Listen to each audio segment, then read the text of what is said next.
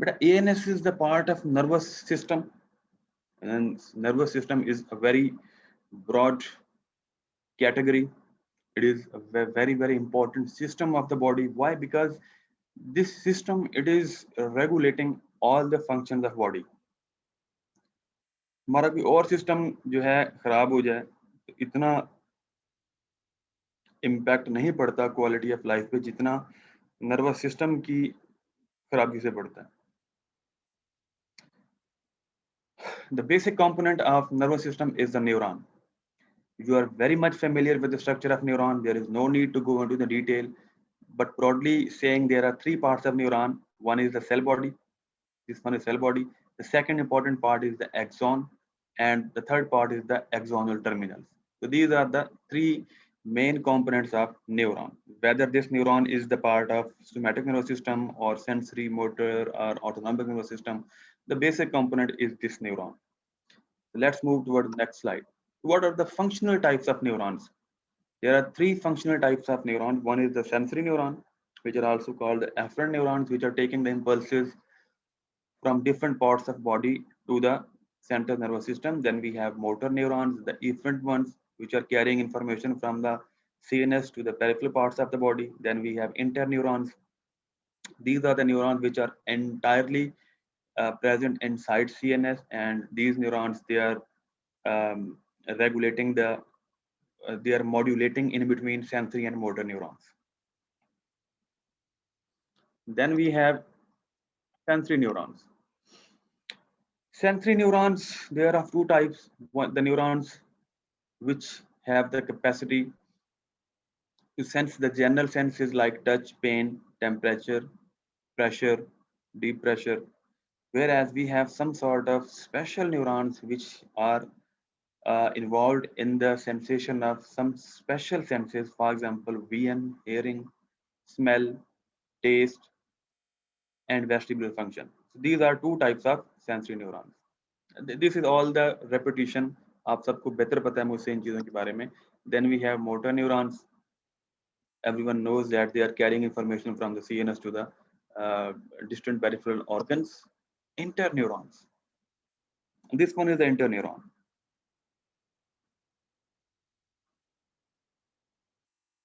This one.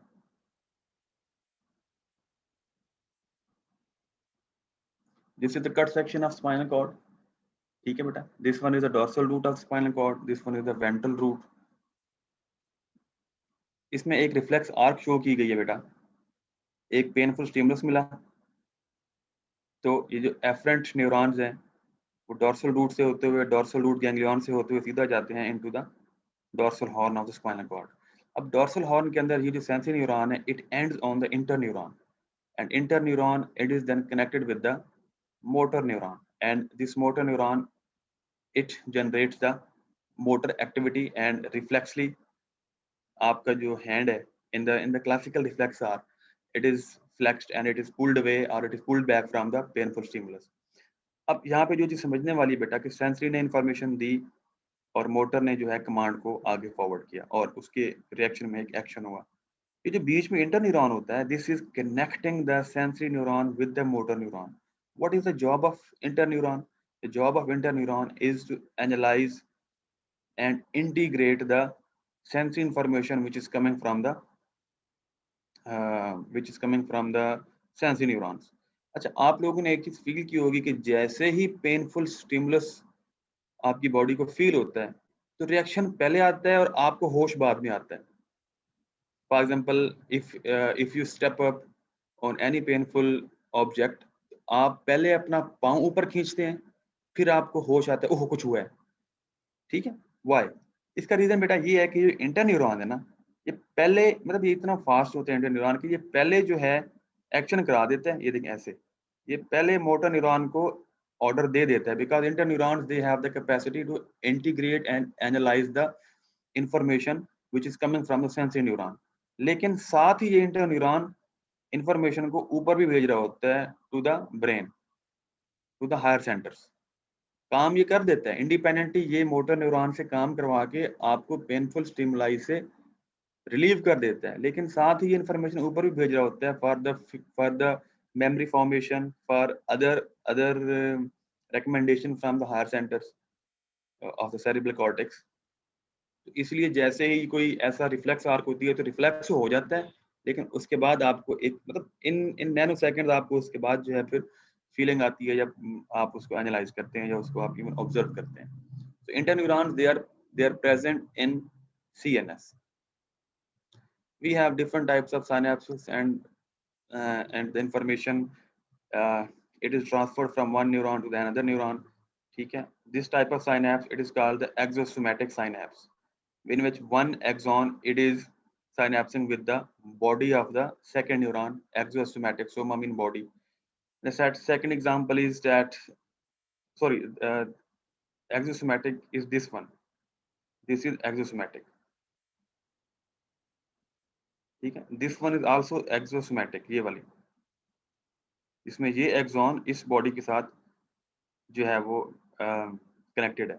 This one is called the exoaxonic, in which one axon is ending or synapsing with another axon.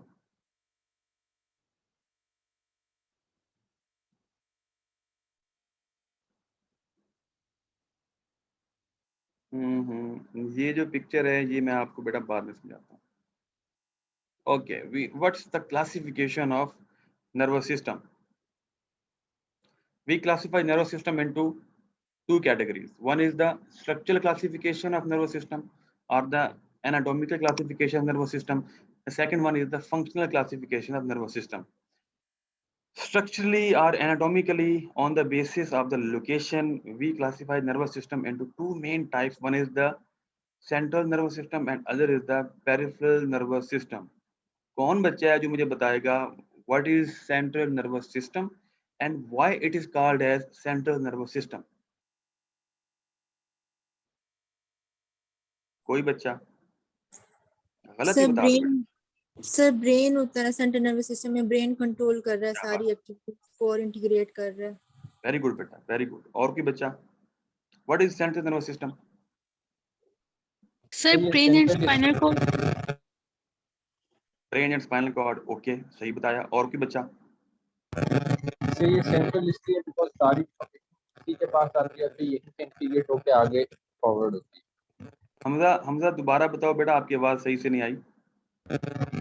Sir ये central इसलिए है because सारी information इसी के पास आती है और फिर यहीं से फॉरवर्ड होके आगे इंटीग्रेट होके आगे जाती है टुवर्ड मोटर.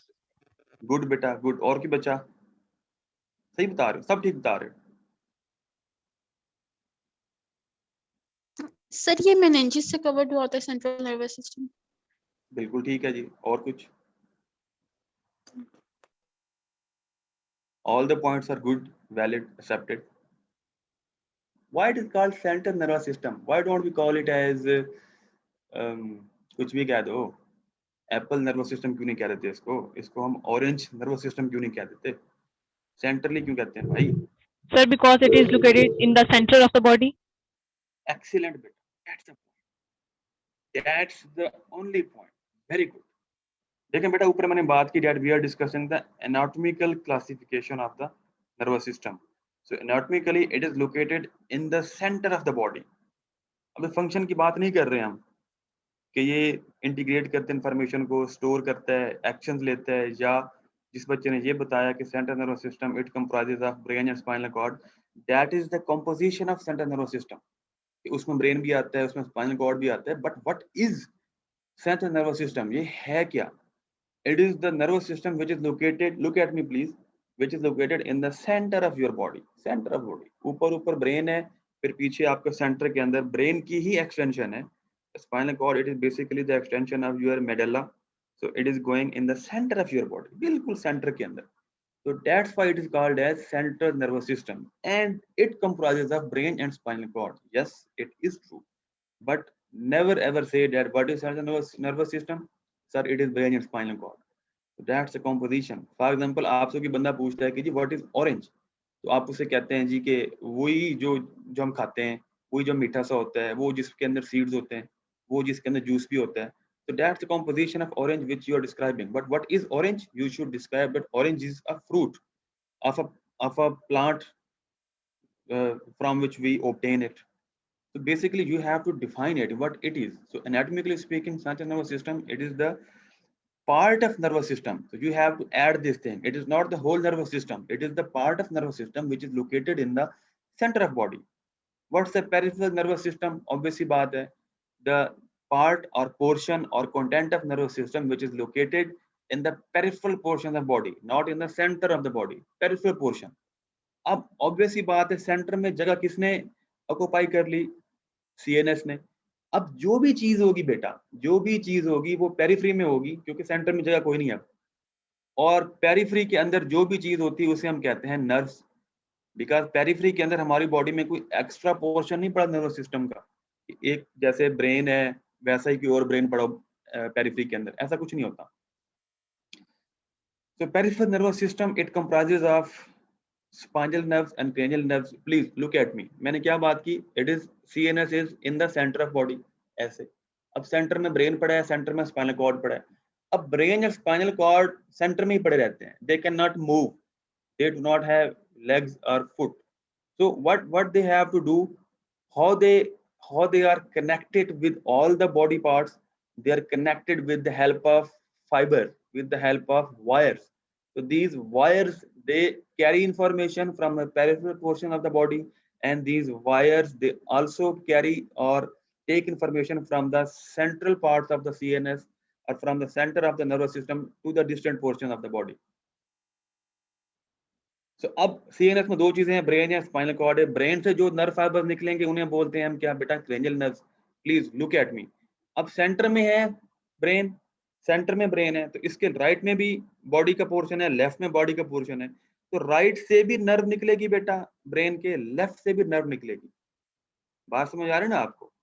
तो इसलिए बेटा अब निकलती है 12 नर्व्स हैं, लेकिन वो राइट से भी निकलती है, लेफ्ट से भी निकलती है, तो हम कहते हैं कि there are 12 pairs of cranial nerves. 12 nerve निकलती है खाली ब्रेन के अंदर से। ऑप्टिक है, ऑल्फैक्टरी है। अब एक ऑप्टिक इस आंख को जाएगी, दूसरी ऑप्टिक इस आंख को जाएगी, राइट लेफ्ट में। ठीक है बेटा, ऐसे ही चलता है काम। तो 12 cranial nerves हैं, you know very much and very better about those nerves. There is nothing to describe those nerves. अब ब्रेन से निकल गई, उसके बाद नीचे आते हैं बेटा सेंटर में स्पाइनल कॉर्ड। अब स्पाइनल कॉर्ड से भी राइट लेफ्ट नर्व्स निकलती हैं और 31 नर्व्स निकलते हैं, and we say that 31 pairs of spinal nerves. What's the job of these cranial nerves? What's the job of these peripheral nerves? Together they are called peripheral nerves, cranial nerves and spinal nerves. अब इनका काम बेटा कुछ नहीं होता। They have no work except to connect the distant parts of body with the CNS, which is located in the center of body. अब मेरी यहाँ चीक के ऊपर अगर इचिंग होती है, अब ये CNS को पता नहीं होगा। अब यहाँ पे जो सेंसरी फाइबर होता है ट्राइजेमिनल नर्व का, फेस की जो सेंसरी जनरल सेंसरी सप्लाई है, which is it is by trigeminal nerves, 3 division होती हैं, ऑप्थेल्मिक और दो और भी होती हैं, पता नहीं कौन सी होती है, जो भी है। तो बेटा यहाँ से जो इन्फॉर्मेशन है वो क्रेनियल नर्व 5 ट्राइजेमिनल नर्व के सेंसरी फाइबर इन्फॉर्मेशन लेके जाएंगे CNS को, और CNS मुझे ऑर्डर देगा कि भाई जहाँ खुजली करो, तो मैं खुजली करूंगा तो वो मेरी जो इचिंग है वो ठीक हो जानी।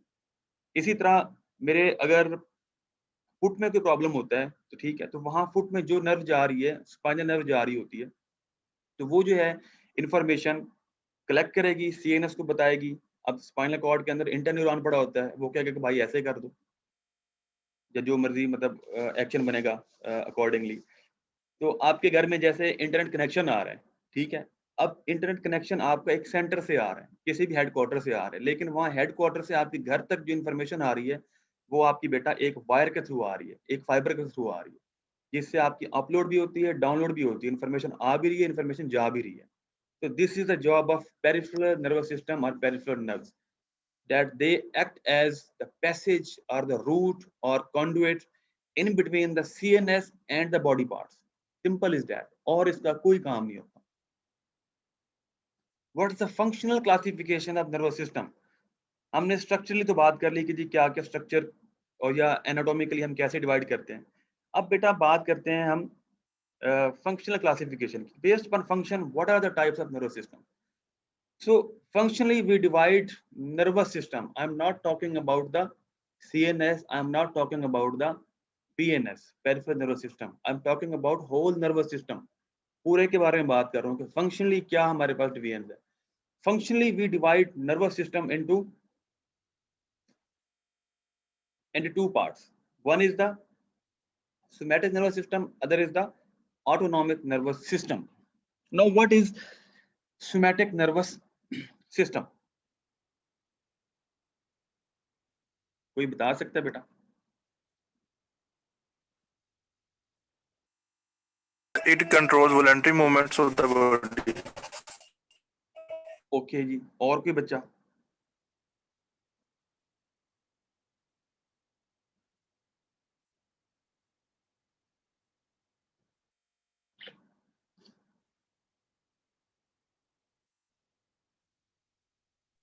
सर ये स्केलेटल मसल्स को सप्लाई देता है। ठीक हो गया, और कोई बच्चा?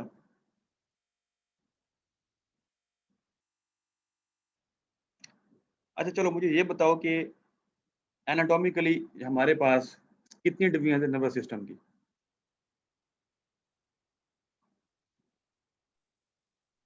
सर 2 थी, सेंट्रल और पेरिफेरल। एक्सीलेंट बेटा।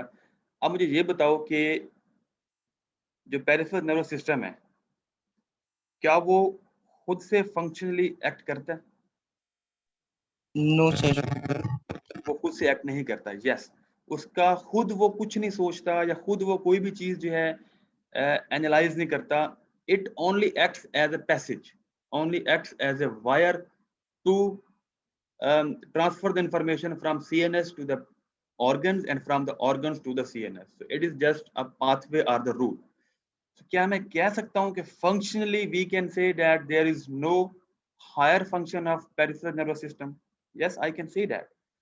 So can I say that functionally whenever we are classifying the nervous system, then we are technically discussing the central nervous system. We are technically dividing the central nervous system into various parts.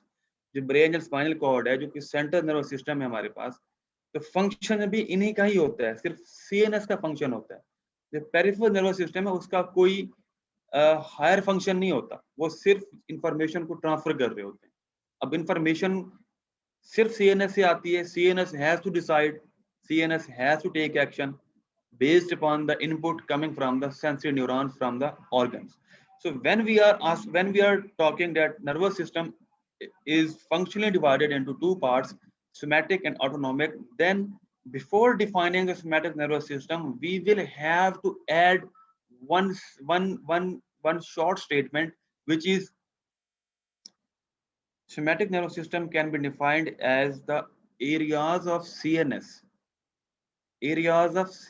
which are in the voluntary control of a person or which are controlling the voluntary movements of the body.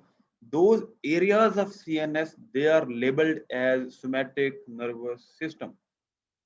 Bada important point. And likewise, when we are defining the autonomic nervous system, you have to add this universal line that areas of CNS, areas of brain and spinal cord, dono areas of CNS which are controlling the involuntary functions of the person, those areas of CNS, they are labeled as autonomic nervous system.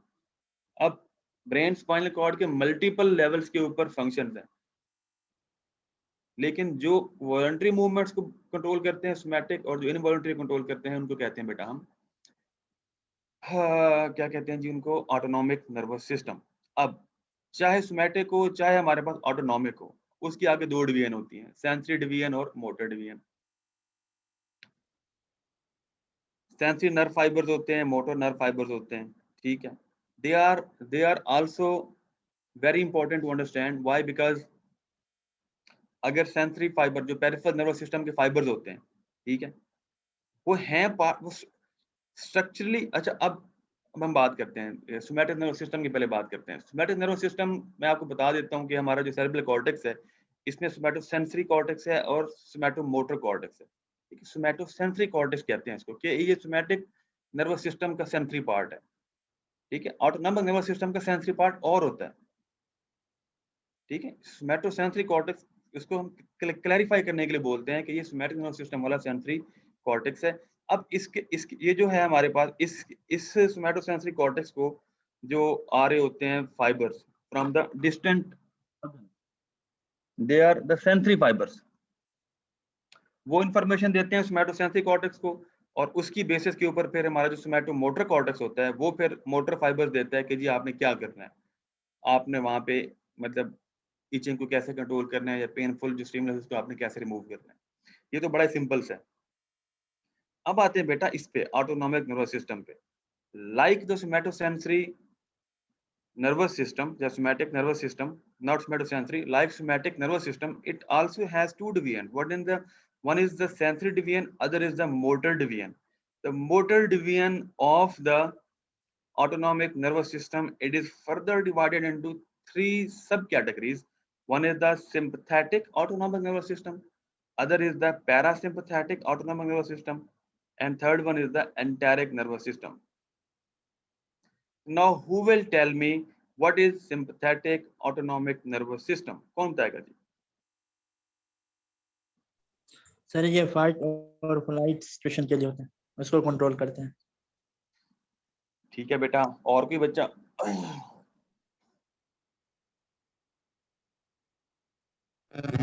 So part of the motor division of autonomic nervous system जो सब prepare करता है emergency condition में body prepare करता है।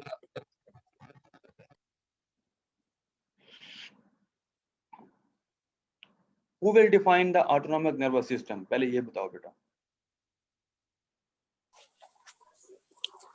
So part of nervous system that deals with the involuntary of the body, involuntary action of the body. ठीक है बेटा, कोई और बच्चा और कौन बताएगा? मैं खुद ही पूछ लेता हूँ, लगता है सारे सो रहे हैं जी। Roll number 111, Aliza. 111 will tell us what is the definition of autonomic nervous system.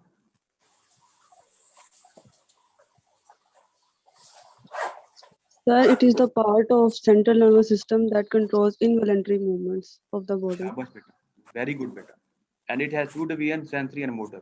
Now let me define sympathetic nervous system for each student. बेटा आपसे जब पूछा जाए ना कि what is sympathetic nervous system, तो यार कभी नहीं कहना कि the system which is activated in fight or flight situation, the system which prepares the body for any stressful conditions. यार ऐसा नहीं कहना। जब आपसे पूछा जाए ना कि ये है क्या, what is, then do not tell the function. Yes, you're right. The function of sympathetic is the one which you have told me. But what is the sympathetic nervous system? What इसका मतलब होता है कि ये है क्या, पहले बताओ भाई ये क्या है। Is it apple? Is it orange? Is it banana? Is it fruit? Is it vegetable? ये है क्या? You have to define it from this chart. आपने कहना है बेटा sympathetic autonomic nervous system, it is defined as areas of the CNS. Why CNS? Because we know that autonomic nervous system it is located in the CNS.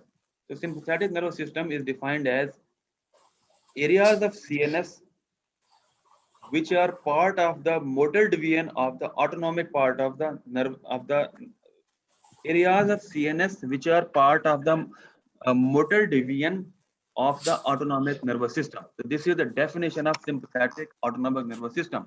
Likewise, the definition of parasympathetic autonomic nervous system is it is one of the part or one of the division or one of the portion of the motor division of the autonomic nervous system. So this is the definition beta. Definition को पता होना चाहिए पहले. And similarly, enteric nervous system, it is the portion of the motor division of the autonomic nervous system. Now these three divisions, they have multiple functions.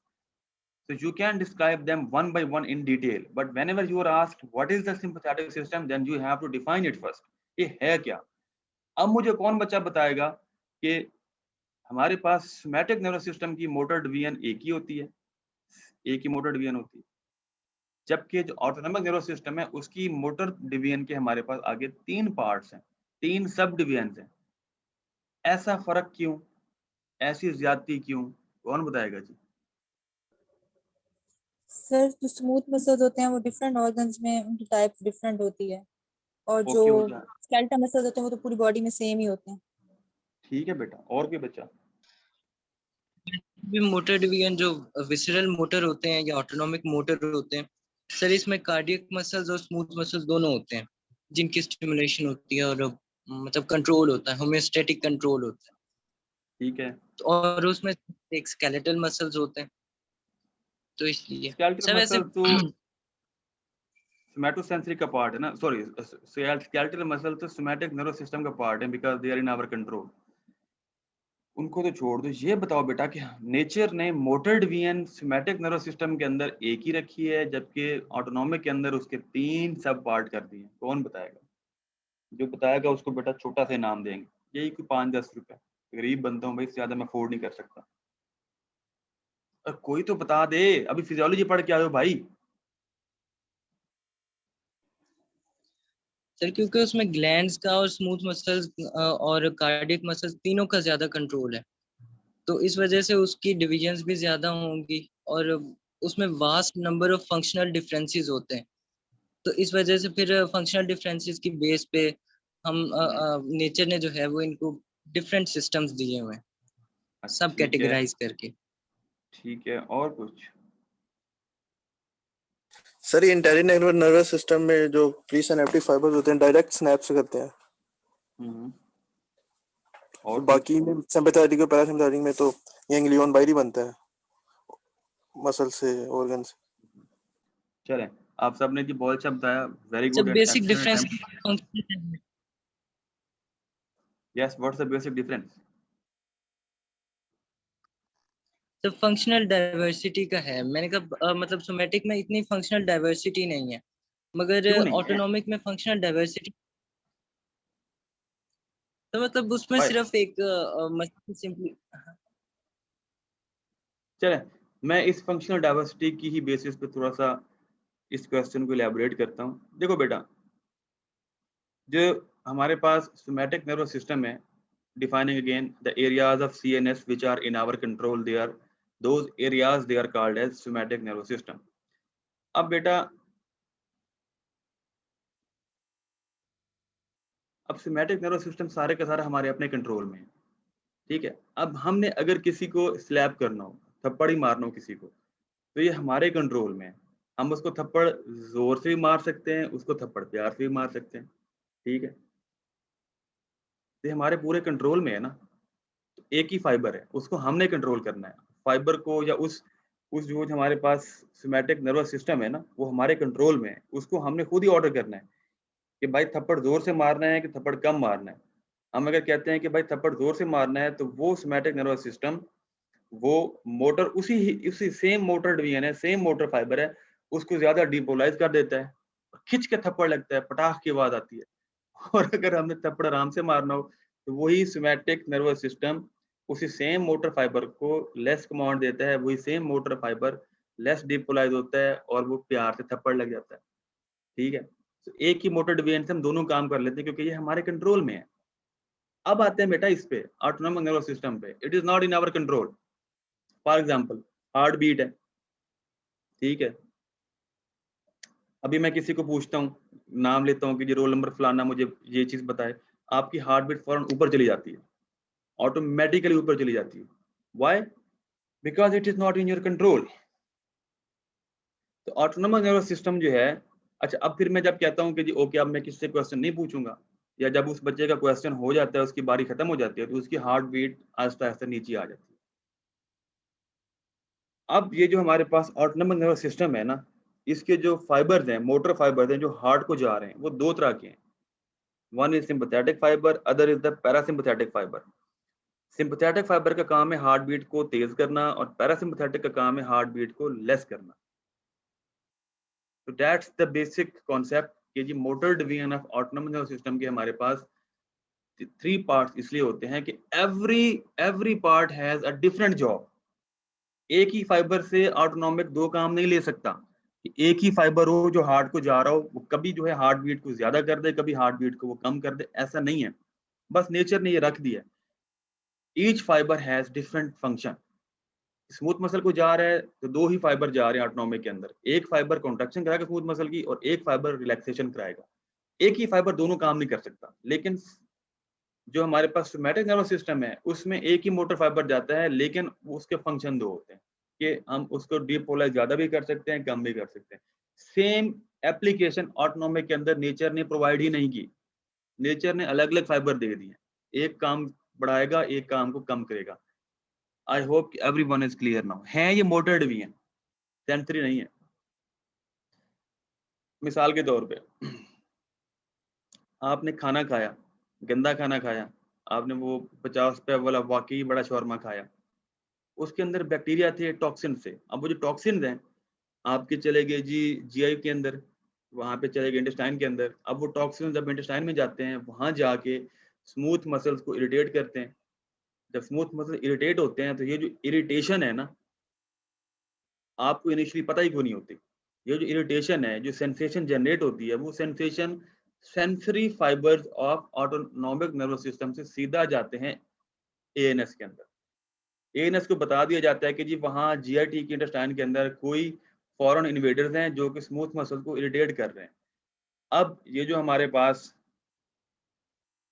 Autonomous nervous system होता है, ये अपनी motor division को command देता है। Motor division कौन सी को? Parasympathetic को।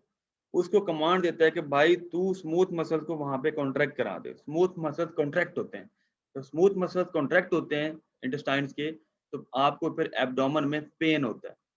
जब आपको पेन होता है तो फिर आपको पता चलता है कि जी मैंने तो वाकई बड़ा शौरमा खाया था, तो उससे पेट खराब हो गया, उससे मेरे पेट में दर्द हो गया। I hope everyone is clear.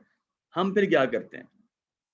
हम फिर ड्रग्स देते हैं जो कि जाके ब्लॉक कर देती हैं पैरासिम्पैथेटिक सप्लाई को। मतलब पैरासिम्पैथेटिक कमांड इंटेस्टाइन को हम जाने ही नहीं देते। आगे डिटेल में बात करेंगे। जब पैरासिम्पैथेटिक कमांड नहीं जाती तो सिंपैथेटिक कमांड वहां पे डोमिनेंट हो जाती है। रूटीन के अंदर दोनों कमांड्स होती हैं, पैरासिम्पैथेटिक भी होती है, सिंपैथेटिक भी होती है। लेकिन जब पैरासिम्पैथेटिक को हम ब्लॉक कर देते हैं तो खाली सिंपैथेटिक कमांड बढ़ जाती है। वो सिंपैथेटिक कमांड या सिंपैथेटिक मोटर फाइबर्स जो होते हैं वो क्या करते हैं? वो स्मूथ मसल को रिलैक्स कर देते हैं। जब स्मूथ मसल रिलैक्स होते हैं तो आपका पेन चला जाता है। अभी शायद पूरी पूरी बात समझ ना आई हो, हम डिटेल में बाद में बात करेंगे। आगे चलते हैं। ये वही डेफिनेशन है बेटा। Autonomous nervous system, it is called as ANS. It is also called as the visceral nervous system. Why? Because this nervous system, it is supplying or it is sending nerve fibers to the different viscera of the body. It is also called as vegetative. It is also called as involuntary nervous system. अब ये autonomous nervous system nature ने दिया ही क्यों है हमें? बेटा nature ने इसलिए दिया है कि हम जो है ना ह्यूमन बीइंग बहुत ही निकम्मे और बहुत ही खराब लोग हैं, और हम कोई काम नहीं करते टाइम पे। अगर नेचर ने ऑटोनॉमस नर्वस सिस्टम ना दिया होता ना तो हम शायद सर्वाइव ही ना कर पाते। वो क्यों बेटा? वो इसलिए कि हम खाना खाते हैं, हमें नहीं पता कि डाइजेशन कब हुई, कैसे हुई, कौन से एंजाइम्स रिलीज हुए, कब जो है वो एब्जॉर्प्शन हुई, कब जो है स्टूल फॉर्मेशन हुई, कब यूरिन फॉर्मेशन हुई। आप लोगों को पता ही कोई नहीं। आपकी बॉडी के अंदर यूरिया साइकिल चल रहा है, क्रेब्स साइकिल चल रहा है, आपकी बॉडी के अंदर हजारों साइकिल्स चल रहे हैं, हजारों प्रोसेस हो रहे हैं, आरबीसीज बन रहे हैं, डिस्ट्रॉय हो रहे हैं। तो these are all the autonomic function which you can not control. अगर ये हमारे कंट्रोल में होते तो हमने क्या करना था? हमने ये करना था कि रात को हमने डिनर किया, डिनर करके सो गए, सुबह उठे, वॉशरूम गए, याद आया ओहो मैं तो यूरिन या स्टूल पास नहीं कर सकता क्योंकि मैं तो खाना खा के सो गया था, मैंने तो उसको डाइजेस्टिव सिस्टम को प्रोसेस ही नहीं किया। तो बेटा हमारा ये हाल होना था कि रात को खाना खाना था, वो पूरे का पूरा खाना अभी स्टोमक में ही रहता इवन आफ्टर 12 आवर्स, उसकी प्रोसेसिंग ही ना होती। तो हम तो ऐसे निकम्मे लोग हैं। तो यूरिन फॉर्मेशन हो रही है, स्टूल फॉर्मेशन हो रही है, एब्जॉर्प्शन ऑफ फूड हो रही है, आपकी हार्ट बीट कम ज्यादा सारा कुछ चल रहा है। It is just because of the beauty of autonomic nervous system which is not in our control, and you will be very much surprised to know that the major portion of nervous system, it is autonomic nervous system. The bulk is autonomic nervous system. Very small portion of the CNS or the nervous system has been given in our control. Otherwise the bulk is involuntary nervous system.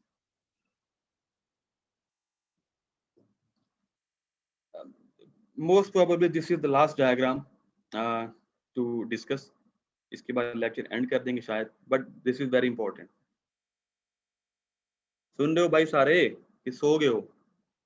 Ji sir सुन रहे हैं। सुन रहे हैं sir. जाग रहे हैं sir. बड़ी मेहरबानी भाई, थैंक यू, आपने मेरी रिक्वेस्ट को मान लिया। आज यार एक आखिरी रिक्वेस्ट कर रहा हूँ, मैं वैसे ऐसे बार बार कहते रहता हूँ, आखिरी को आखिरी समझ लिया करो, मतलब उसके बाद कुछ और भी होंगी। यार ये डायग्राम जो है ना, ये डायग्राम प्लीज यार ये सुन लो, उसके बाद जिसने सोना है सो जाए, जिसने टकरे मारनी है टकरे मारे, जिसने छत से छलांग लगानी छत से छलांग लगा दे। बेटा ये समझ लो यार, this whole diagram it is the foundation of ANS and ANS is the foundation of pharmacology. So we can say that कि अगर आपको ये डायग्राम समझ आ गई तो आपकी फार्माकोलॉजी पास है। तो इतनी इंपॉर्टेंट डायग्राम है भाई। अब हम इसकी बात करते हैं।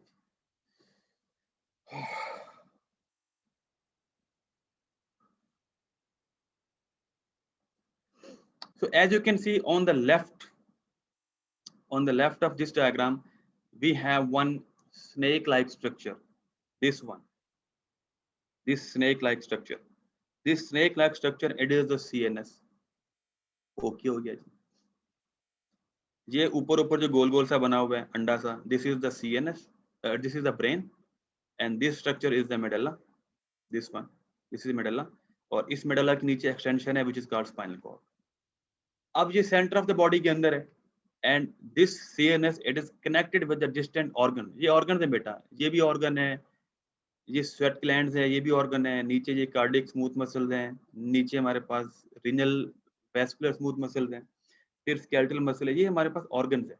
And these organs on the extreme right side, these organs they are connected with the CNS with the help of certain fibers. अगर बेटा वो फाइबर निकल रहा है हमारा ब्रेन से, ये वाला फाइबर, ये इस फाइबर को बोलेंगे हम ग्रेन्युलर नर्व, और जो फाइबर निकल रहे हैं हमारे स्पाइनल कॉर्ड से, उन फाइबर्स को मिलेंगे, उन फाइबर्स को हम कहेंगे बेटा स्पाइनल नर्व्स। क्लियर होगी बात? आगे आते हैं।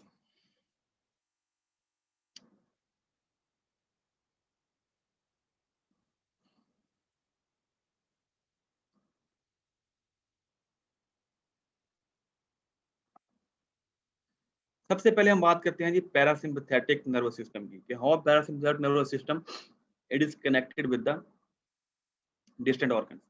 उससे पहले who will tell me the difference in between nucleus and ganglion? So nucleus is the aggregation of cell bodies within the CNS, where ganglion is the aggregation of cell bodies of neurons in the peripheral nervous system or outside the CNS. Excellent बेटा, शाबाश।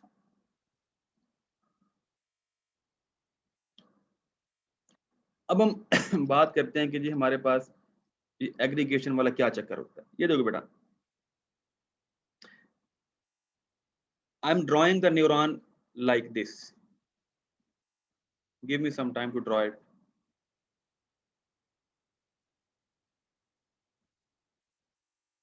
This is the neuron, this is top end pe, this is the cell body of neuron, then we have long axon of the neuron, then we have axonal terminal, so this is neuron। अब एक neuron है बेटा जो brain से निकल रहा है बाहर, सिंगल न्यूरॉन है, वो एक ही न्यूरॉन होगा, लेकिन ब्रेन से एक न्यूरॉन नहीं निकलता। जब क्रेनियल नर्व निकलती है तो वो बड़ी मोटी सी एक नर्व निकलती है जिसके अंदर मिलियंस ऑफ न्यूरॉन्स होते हैं, मिलियंस ऑफ न्यूरॉन्स होते हैं। अब जिस जगह से न्यूरॉन ओरिजिनेट कर रहा है CNS में, चाहे ब्रेन है चाहे स्पाइनल कॉर्ड है, जिस जगह से बेटा वो ओरिजिनेट कर रहा है ना, उस जगह पे मिलियंस ऑफ न्यूरॉन्स ओरिजिनेट करते हैं। अब जब मिलियंस ऑफ न्यूरॉन्स ओरिजिनेट करते हैं तो वहां जिस जगह से ओरिजिनेट करेंगे न्यूरॉन्स, वहां पे सेल बॉडी से ही काम स्टार्ट होगा ना, क्योंकि एक्सोनल टर्मिनल्स होते हैं वो तो पेरिफेरली जाते हैं ना, वो तो आगे जाते हैं। जब जहां से ओरिजिनेट करती है नर्व, वहां जो चीज पड़ी होती है that is called as the cell body of the neuron. अब जब नर्व बनती है तो उसमें एक न्यूरॉन नहीं होता, उसमें मिलियन न्यूरॉन होते हैं, तो वहां पे पड़ी होंगी millions of cell bodies of neurons. I am drawing for your convenience once again. ये देखो, ये हमारे पास है ब्रेन, ये सर्कल है ना, this circle is the brain. ऐसे मिलियंस ऑफ न्यूरॉन निकलेंगे, ऐसे ऐसे, फिर एक और न्यूरॉन निकलेगा ऐसे, ये ऐसे, आई am drawing the last one, ये देखो ऐसे। तो बेटा जब सीएनएस में जहां से नर्व निकल रही है, जब मिलियंस ऑफ न्यूरॉन्स वहां से ओरिजिनेट करते हैं, तो जिस जगह से ओरिजिनेट करते हैं वहां पे कलेक्शन ऑफ सेल बॉडीज हो जाती है। एज यू कैन अप्रिशिएट, ये हमारे पास यहाँ पे हमने 4 न्यूरॉन्स ड्रॉ किए, तो 4 न्यूरॉन्स की सेल बॉडीज एक ही जगह पे पड़ी हुई है। So due to aggregation of cell bodies or due to presence of cell bodies at a certain point, one rounded structure is formed. That rounded structure is labeled as nucleus. I hope everyone is clear. तो ऐसे इसको मैं मर्ज कर देता हूँ। ये देखो, ये बन गया हमारा क्या बेटा, न्यूक्लियस। ये न्यूक्लियस है। आप पढ़ के खप गए होंगे क्रेनियल नर्व्स के nuclei. For example vagus nerve, उसके 4 न्यूक्लियाई होते हैं, nucleus ambiguus, nucleus tractus solitarius, dorsal vagus, dorsal nucleus, dorsal vagal nucleus, और एक आधा और भी होता है। उसके 4 न्यूक्लियाई हैं। 4 न्यूक्लियाई का मतलब ये है कि 4 नर्व निकलती हैं, 4 नर्व निकलती हैं। जैसे मैंने ये एक नर्व फाइबर ड्रॉ किया है ना, जिसका एक न्यूक्लियस है, इसी तरह वेगस के ऐसे 4 न्यूक्लियाई बनते हैं। एक न्यूक्लियस, दूसरा न्यूक्लियस, तीसरा, चौथा। ये चारों आपस में फिर मिल जाते हैं ऐसे, और एक नर्व बनती है जिसे कहते हैं क्या बेटा, वेगस नर्व। लेकिन अब चूंकि वेगस नर्व के अंदर फाइनली जो नर्व बनती है उसमें 4 जगह से फाइबर आ रहे हैं, 4 न्यूक्लियस से फाइबर आ रहे हैं, और हर न्यूक्लियस का अपना फंक्शन है। इसलिए हम कहते हैं कि vagus nerve is a mixed nerve. क्योंकि जो न्यूक्लियस ट्रैक्टस सोलिटोरियस है, ये वाला, ये सिर्फ स्पेशल सेंसेशन टेस्ट को फील करेगा। जनरल सेंसरी जो होता है हमारे पास, वो बेटा, एक बच्चे ने मैसेज किया कि डायग्राम शो नहीं हो रही। क्या सबको डायग्राम नजर आ रही है? हो रही है सर। हो रही है, ठीक हो है। रही है सर। ओके बेटा, तो vagus nerve is called as the mixed nerve because it contains the fibers from 4 different nerve fibers, and 4 different nerve fibers, they are coming from the 4 different nuclei. Hypoglossal nerve है आपको, 12th cranial nerve, वो purely motor nerve है। It is controlling the movement of our tongue. उसका एक ही nucleus होता है hypoglossal nerve का, और वो मोटर न्यूक्लियस होता है, क्योंकि उसमें जो फाइबर है वो मोटर फाइबर्स होते हैं।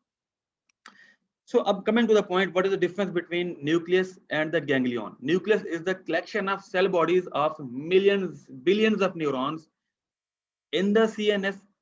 And अब ये देखो, जो पहला फाइबर, ये न्यूक्लियस है हमारे पास, ब्लू कलर का सबसे पहला फाइबर, तो this is called the nucleus. अब ये हमारे पास पैरासिम्पैथेटिक नर्व फाइबर है, तो हम कहेंगे this is the parasympathetic nerve fibre nucleus. Parasympathetic हमारे पास टोटल 12 क्रेनियल नर्व्स होती हैं बेटा। 12 में से हमारे पास सिर्फ 4 नर्व्स ऐसी हैं which are the parasympathetic cranial nerves, 3, 7, 9, 10। Repeating again, 3, 7, 9, 10। ये हमारे पास 4 क्रेनियल नर्व्स होती हैं जिनके अंदर पैरासिम्पैथेटिक फाइबर्स भी होते हैं। Third nerve is the olfactory of oculomotor. Oculomotor के अंदर हमारे पास सोमैटिक फाइबर्स भी होते हैं। We can control the movement of our eye with the help of oculomotor nerve. आप दाएं बाएं देखते हैं, ठीक है, ये हमारे कंट्रोल में है। इसी नर्व के अंदर जो है और फाइबर्स आ रहे होते हैं from the autonomic nervous system.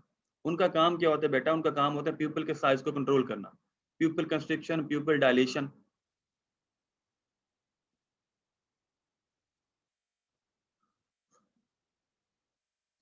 कुछ बच्चे कंप्लेंट कर रहे हैं डायग्राम शो नहीं हो रही। मैं आपसे स्लाइड शेयर दोबारा करता हूँ।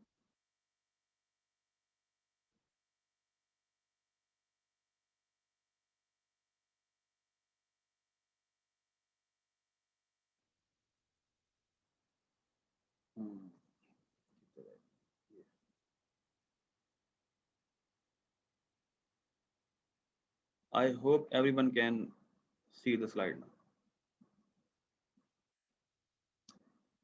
Okay, तो अब सबसे पहला फाइबर डिस्कस कर रहे हैं ऊपर हम बेटा,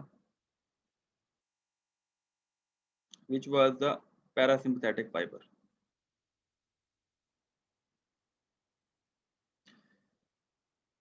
अच्छा, अब before discussion I would like to bring one thing in your mind, that rule of 2, it applies in the ANS.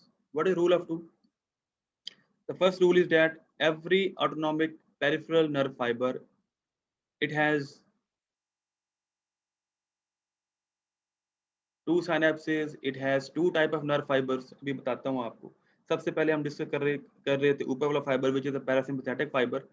अब अगर मैं आपसे कहता हूँ कि ये जो पैरासिम्पैथेटिक फाइबर है ये हमारे पास अक्यूलोमोटर का नर्व फाइबर है which is originating from the brain, from the midbrain, brain से ये आ रहा है जी, ठीक है। This is the Edinger Westphal nucleus, ठीक है, जहाँ से पैरासिम्पैथेटिक फाइबर आ रहे हैं जी बाहर। So this is called nucleus because collection of cell bodies of this nerve fiber, it is occurring in the CNS, that's why it is called nucleus. आगे आके ये जो नर्व फाइबर है हमारे पास ये एंड हो जाता है, और जहाँ पे ये एंड होता है वहां से हमारे पास एक और फाइबर स्टार्ट होता है।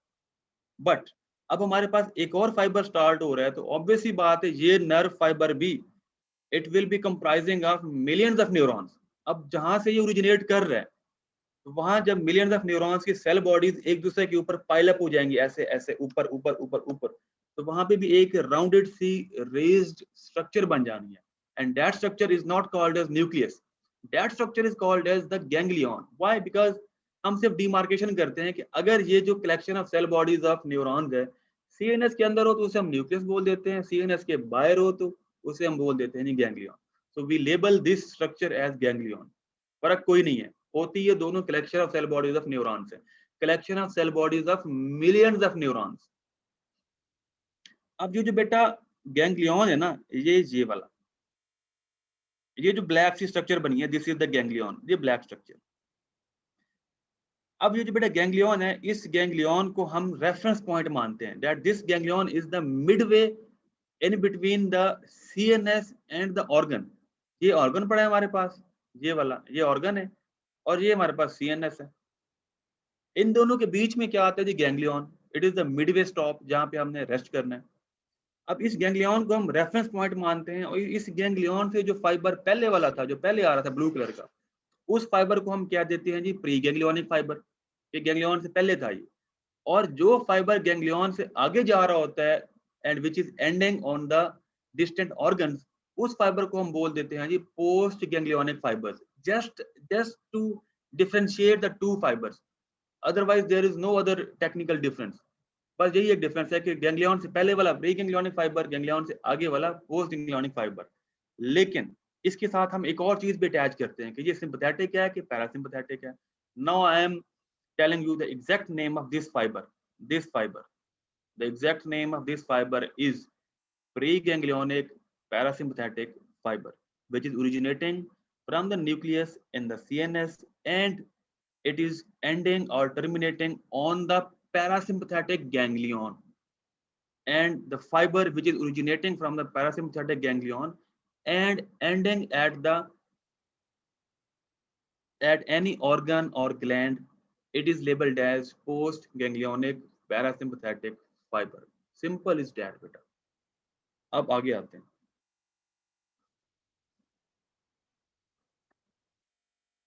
अब बेटा ये जो पैरासिम्पैथेटिक फाइबर है ये कहाँ से निकल रहा है? ब्रेन से निकल रहा है। हमने पढ़ा था कि ये parasympathetic fibres they originate from the craniosacral part of the CNS. अब हमने बात की कि यहाँ ये कहाँ से निकल रहा है जी क्रेनियम से, ब्रेन से निकल रहा है। इसी तरह बेटा कुछ फाइबर्स ऐसे होते हैं पैरासिम्पैथेटिक जो सैक्रल पार्ट से निकलते हैं। सैक्रल पार्ट में S2, 3, S4, S2, S3, S4 part of S2, S3, S4 part of the spinal cord, बस सिर्फ इन सेगमेंट से निकलते हैं। यहाँ ड्रॉ नहीं किया हुआ, मैं ड्रॉ कर देता हूँ। वो तकरीबन देखो जी, तकरीबन अंदाजन यहाँ ये पार्ट होगा। This is sacral part of spinal cord, this is the nucleus of parasympathetic nerve.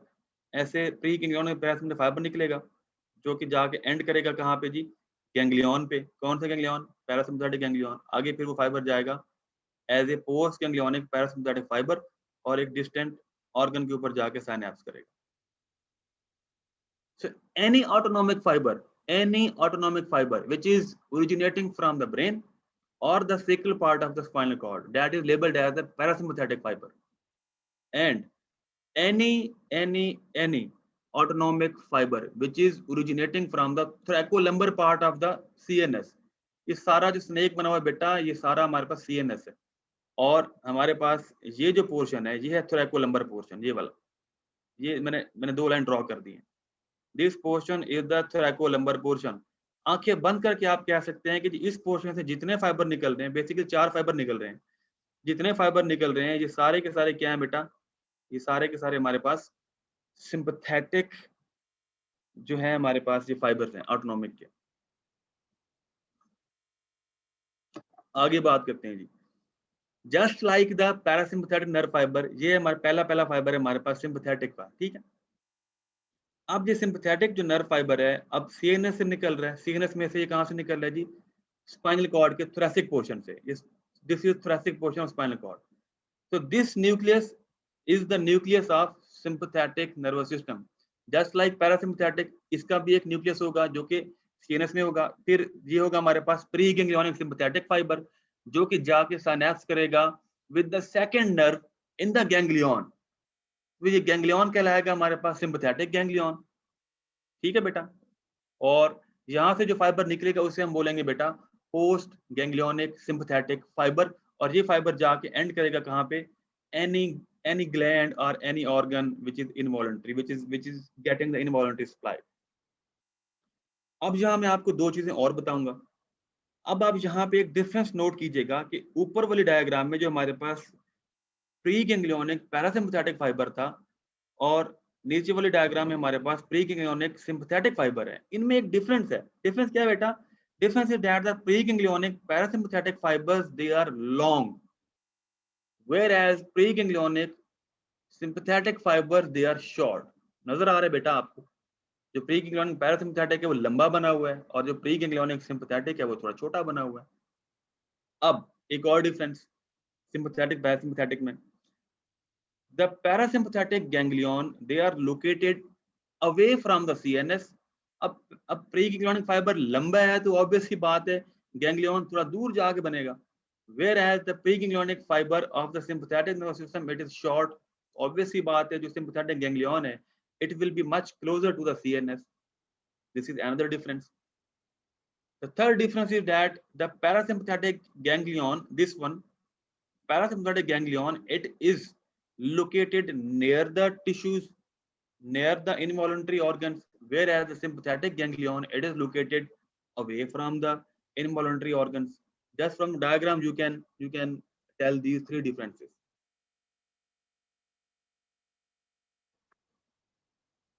Okay बेटा, मैं रूल ऑफ टू की बात कर रहा था एएनएस में। रूल ऑफ टू में सबसे पहले हमने बात की कि हमारे पास ऑटोनॉमिक नर्वस, हमारे पास जो है ऑटोनॉमिक नर्वस सिस्टम है उसकी दो मेन डिवीजन है, सेंसरी मोटर। मोटर की फिर आगे दो मेन डिवीजन है, sympathetic parasympathetic.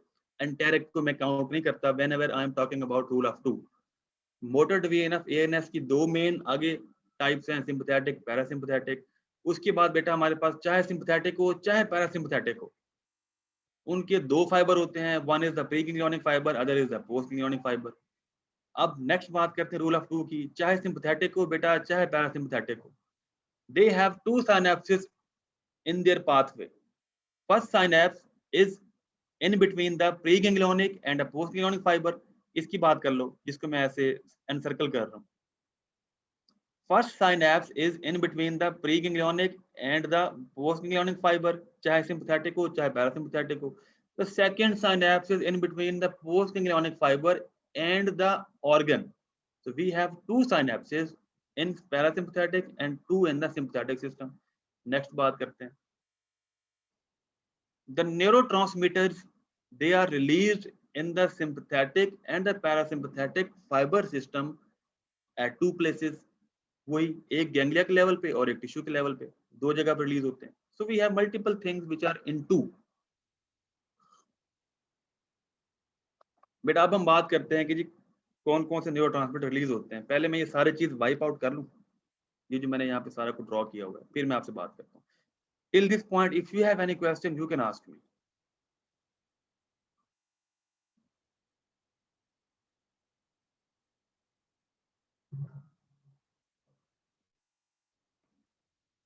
Any question so फार?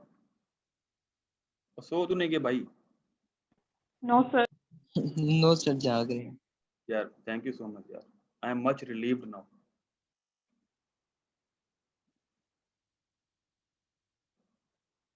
बस डिस्कशन एंड होने वाली है, परेशान नहीं होना, मैं बस इसको शेयर करता हूँ आप लोगों के साथ।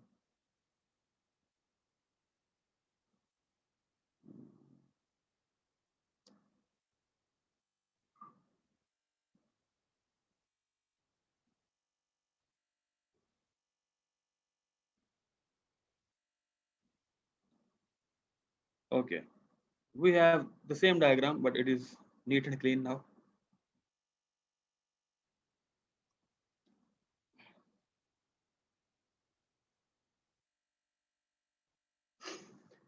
First of all, I will talk about the parasympathetic nervous system, this one, which is the first nerve fiber coming from parasympathetic nucleus.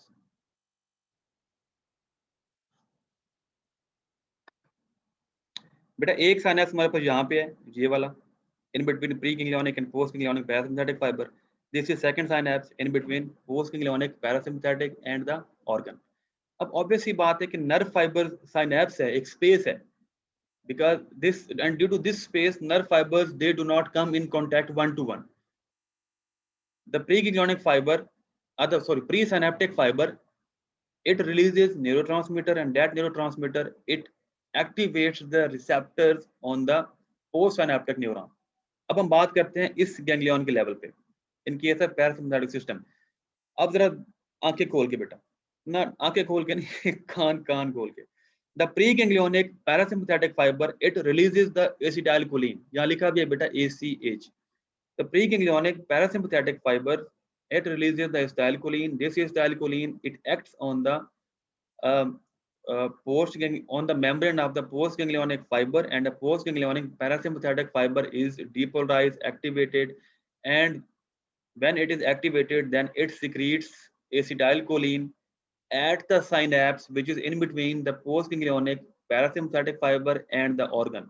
So we can say that acetylcholine is released at both synapses. Yes, we can say that. We can also say that all the preganglionic parasympathetic fibers they release acetylcholine. We can say that. We can also say that all the postganglionic parasympathetic fibers going to the organs they secrete acetylcholine. ये तो बड़ा ही अच्छा हुआ, बात ही खत्म हो गई. हमें इतना समझ आ गया कि जब भी बात है पैरासिम्पथेटिक नर्व फाइबर्स की और न्यूरोट्रांसमीटर का पूछा जाए तो आपने आंखें बंद करके बोल देना है जी एसिटाइलकोलिन, जो मर्जी साइनैप्स हो. There is no exception. This is universal for all the parasympathetic fibres, चाहे वो ब्रेन से निकल रहा हो, चाहे वो स्पाइनल कॉर्ड के सेक्रल रीजन से निकल रहा हो. I am repeating for the one last time. All the preganglionic parasympathetic fibers they release acetylcholine, and all the postganglionic parasympathetic fibers they also secrete acetylcholine as a neurotransmitter, and acetylcholine is the principal neurotransmitter in the parasympathetic nervous system. आगे आते हैं sympathetic की तरफ. Sympathetic थोड़ा सा ना बदतमीज type है बेटा. ये देखो दूसरा फाइबर, ये सिंपैथेटिक है, इसके नीचे वाला भी सिंपैथेटिक है, उसके नीचे वाला भी सिंपैथेटिक है. We are displaying three sympathetic fibers in this diagram.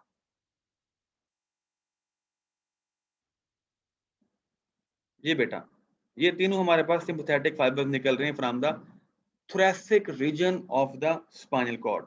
सबसे पहले हम बात करते हैं जी कि preganglionic sympathetic fibers हैं वो कौन सा न्यूरोट्रांसमीटर रिलीज करेंगे. You will be surprised to know हमारे पास यहाँ पे तीन हमारे पास प्रीगैंग्लियन सिंपैथेटिक फाइबर्स हैं. एक ये वाला 2 और ये 3. आप देख सकते हैं कि सारे के सारे यहाँ पे एसिटाइलकोलिन रिलीज कर रहे हैं, सारे के सारे. So we can say that all the preganglionic sympathetic fibres they release acetylcholine as a neurotransmitter just like the preganglionic parasympathetic fibres. Simple हो गया यार, ये तो बड़ा सादा सा है यार. हम इसको ऐसे भी कह सकते हैं all the preganglionic sympathetic and parasympathetic fibers they release acetylcholine. सीधी सी बात है, बात ही खत्म होगी. Now the real difference comes. What's the real difference? The real difference is पहले मैं डिस्क्राइब कर रहा हूँ इस वाले सिंपैथेटिक फाइबर को, ये वाला, ठीक है. The difference comes in the neurotransmitter released by the postganglionic sympathetic fibers. Majority of the postganglionic sympathetic fibers, majority, they release norepinephrine. ये वाला बेटा. So you have to say that majority of the postganglionic sympathetic fibers, they release norepinephrine as a neurotransmitter. बेटा AP कभी नहीं बोलना. Never say epinephrine. Norepinephrine है, ठीक है. With the exception with the exception, अब बेटा इसमें 2-3 एक्सेप्शन हैं, वो क्या है जी, ऊपर आ जाओ, this one, this is the postganglionic sympathetic fibre which is releasing acetylcholine just like the postganglionic parasympathetic fiber, but this postganglionic sympathetic fiber, it is going to the acetylcholine, sorry, it is going to the sweat glands. So you can say, अब मैं इसको revise कर रहा हूँ, please listen very carefully. All the, no, not all, majority of the postganglionic sympathetic fibers, they release norepinephrine, except the postganglionic sympathetic fibers to the sweat glands which secrete acetylcholine. And एक और exception भी है बेटा, and the postganglionic sympathetic fibers to the smooth muscles of the blood vessels located in the kidney. Kidney को नहीं, kidney की blood vessels को, पूरी ब्लड वेसल को नहीं, उस ब्लड वेसल की भी सिर्फ स्मूथ मसल को। जरा इस चीज पे फोकस करना है आपने।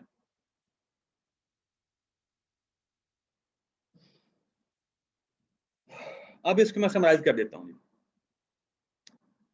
All the preganglionic sympathetic, please look at the diagram. All the preganglionic sympathetic fibers, they release acetylcholine, whereas majority of postganglionic sympathetic fibers, they release norepinephrine, except the postganglionic sympathetic fibers to sweat glands, which release acetylcholine, and the postganglionic sympathetic fibers to the renal vessels smooth muscle, which release norepinephrine and dopamine, both.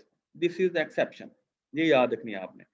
अब नीचे आ जाओ बेटा, ये भी हमारे पास जो है sympathetic nucleus है, ये वाला थ्रेको लंबर पार्ट है ना, लंबर पोर्शन से निकले हमारे पास।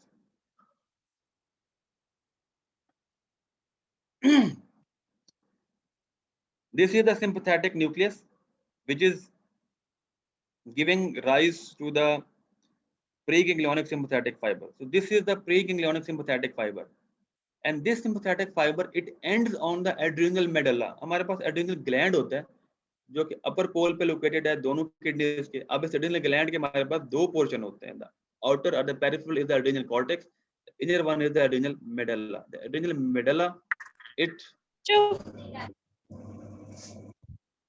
synthesizes the catecholamines. Catecholamines हमारे पास कौन से हैं जी? Epinephrine, norepinephrine.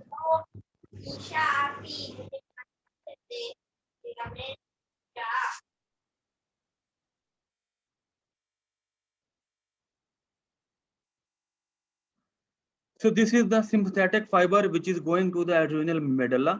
Cortex को नहीं, adrenal medulla को जाता है। अब उसके बाद जब ये सिंपैथेटिक फाइबर एक्टिवेट होता है तो एड्रेनल मेडुला से क्या रिलीज होता है जी? Epinephrine and norepinephrine. Another difference, खाली नॉरेपिन नहीं हो रहा, यहाँ पे एपिनेफ्रिन भी निकल रहा है।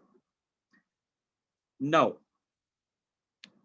Before describing this situation of the adrenal medulla, मैं आपसे अगर ये कहता हूँ कि हमारे पास जब हम सिंपैथेटिक सिस्टम को डिस्क्राइब कर रहे हैं तो हमारे पास तीन चीजें हैं। नंबर 1, फाइबर निकलेगा सीएनएस से, किसी न्यूक्लियस से, वो फाइबर जाके किसी गैंग्लियन पे एंड होगा, और गैंग्लियन से जो फाइबर निकलेगा वो जाके कहाँ एंड होगा? ऑर्गन के ऊपर। ये 3 पॉइंट हैं। जबकि इस केस के अंदर हमारे पास कुछ चीजें कंप्लीट हैं, कुछ इनकम्प्लीट हैं। ये हमारे पास ये जो हमारा फाइबर जा रहा है जी एड्रेनल मेडुला को, ये सीएनएस से निकलता है एक सिंपैथेटिक न्यूक्लियस से, ओके हो गया। फाइबर निकलता है, फिर फाइबर को जाके एंड करना चाहिए गैंग्लियन के ऊपर, लेकिन यहाँ पे तो गैंग्लियन है ही कौन नहीं, वो फाइबर डायरेक्टली जाके एंड हो रहा है जी एड्रेनल मेडुला के ऊपर। अब सर पकड़ के बैठ गए कि अब कैसे डिस्क्राइब करेंगे इसको, गैंग्लियन तो है ही नहीं इसमें। तो साइंटिस्ट या रिसर्चर्स ने ये डिसाइड किया that let's consider the adrenal medulla as a ganglion, कि एक प्री गैंग्लियोनिक सिंपैथेटिक फाइबर आया और एड्रेनल मेडुला पे उसने साइनेप्स किया। जब साइनेप्स किया तो एड्रेनल मेडुला को हम as a sympathetic ganglion consider कर लेते हैं, है नहीं है ganglion, but let's consider it as a ganglion. अब गैंग्लियन के बाद क्या आना चाहिए? पोस्ट गैंग्लियोनिक सिंपैथेटिक फाइबर, वो तो इसमें है ही कोई नहीं। तो साइंटिस्ट ने ये डिसाइड किया कि जो जब ये एक्टिवेशन होती है एड्रेनल मेडुला की तो रिलीज होता है हमारे पास एपिनेफ्रिन, नॉरएपिनेफ्रिन, जो कि ब्लड में जाता है, ब्लड से चला जाता है फिर हर इनवॉलंटरी टिश्यू के ऊपर, हार्ट में भी चला जाएगा, स्मूथ मसल में भी चला जाएगा, सारा कुछ हो जाएगा। तो साइंटिस्ट ने ये कहा कि जो कुछ भी रिलीज होता है एड्रेनल मेडुला से, let's consider it as the postganglionic sympathetic fibre, because ultimately ये एपिनेफ्रिन, नॉरएपिनेफ्रिन हर इनवॉलंटरी ऑर्गन तक पहुंच जाएगा विया ब्लड।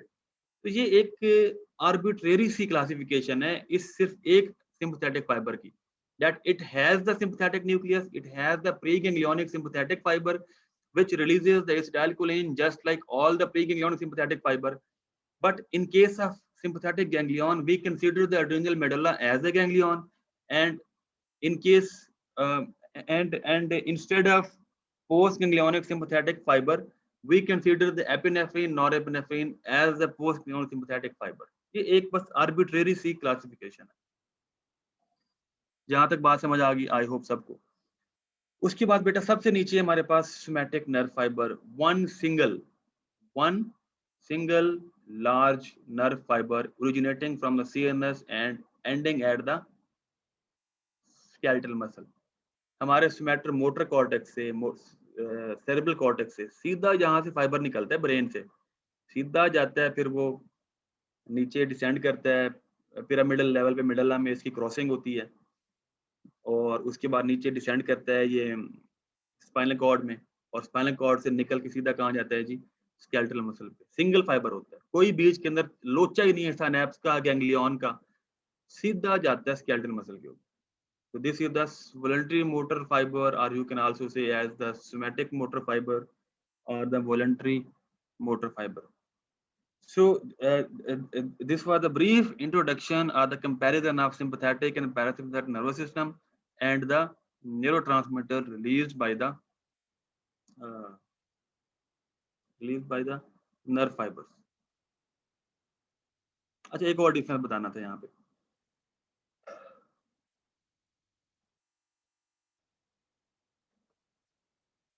ये जो बात कर रहा था मैं सिंपैथेटिक नर्व फाइबर, अच्छा टाइम काफी हो गया बेटा, 1 hour 21 minute हो गया। I am ending discussion after 2 to 3 minutes इंशाल्लाह, और आपकी अटेंडेंस डबल काउंट होगी। जब भी हमारा लेक्चर 50 मिनट से ऊपर का होगा, अटेंडेंस हमेशा बेटा डबल ही काउंट होगी आपकी। हम बात कर रहे थे ये सिंपैथेटिक नर्व फाइबर की, ठीक है, ये वाला। तो sympathetic nerve fibre it activates the adrenal medulla, and adrenal medulla it releases epinephrine and norepinephrine, but epinephrine is the major content released by the adrenal medulla. Approximately 80% of the released amount is epinephrine, whereas only 20% amount is of norepinephrine. ये difference याद रखना। Okay बेटा।